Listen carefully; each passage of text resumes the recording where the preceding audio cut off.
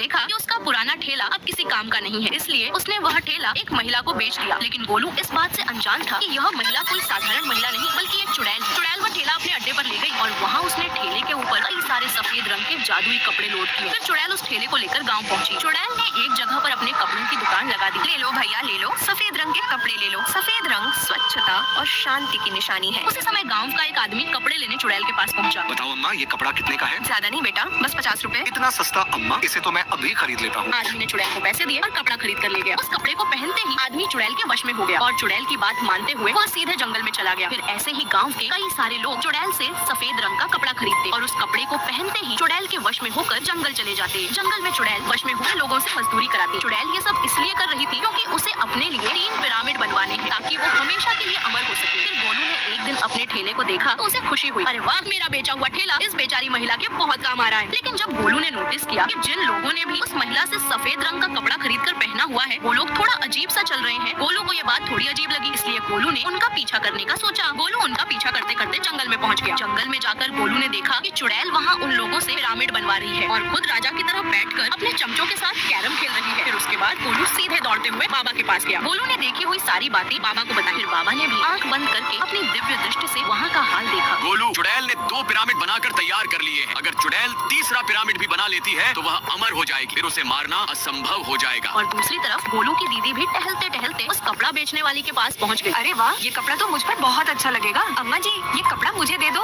गोलू की दीदी ने भी महिला से सफेद रंग का कपड़ा खरीद कर पहन लिया। फिर होना क्या था, दीदी भी चुड़ैल के वश में हो गई और सीधे जंगल चली गई। अरे मालकिन, ये लड़की तो पढ़ी लिखी लग रही है, हम इसे आर्किटेक्चर का काम दे देते हैं। चुड़ैल ने गोलू की दीदी को आर्किटेक्चर का काम दे दिया। अब दीदी नक्शा बनाकर मजदूरों से तीसरा पिरामिड बनवाने लगी और दूसरी तरफ बाबा ने गोलू को एक मटका दिया। गोलू, ये एक चमत्कारी मटका है, इसके अंदर हाथ डालते ही तुम्हारे अंदर सुपर पावर आ जाएगी। गोलू ने एक एक करके अपने दोनों हाथ मटके में डाले, जिसके बाद गोलू के हाथों में सुपर पावर आ गई। जाओ गोलू, तुम अब देर मत करो। फिर गोलू सुपर पावर के साथ सीधे चुड़ैल के पास पहुंचा। चुड़ैल, अब तेरा तमाशा खत्म। मालकिन, आज रात हम इसी बच्चे को खाएंगे। फिर गोलू ने पास में रखी एक चट्टान उठाई और ग्रैनी के ऊपर दे मारी, जिससे ग्रैनी उसी में दब कर मर गई। फिर उसके बाद ईविलन गोलू को मारने आई। अब गोलू ने ईविलन को ऐसा मुक्का मारा कि वो उड़ते हुए सीधे चांद में चली गई। फिर गोलू ने सबसे बड़ी चट्टान उठाई और उसे एक एक करके दोनों पिरामिडों के ऊपर फेंका, जिससे वो दोनों पिरामिड टूट गए। फिर चुड़ैल ने गोलू को मारने के लिए अपना आकार बहुत बड़ा कर लिया। तभी गोलू ने अपना हनुमान चालीसा निकाला और उसे पढ़ने लग गया। ऐसा करते ही गोलू के हाथ में हनुमान जी का गदा आ गया। फिर गोलू ने उस गदा को चुड़ैल के ऊपर दे मारा। गदा के नीचे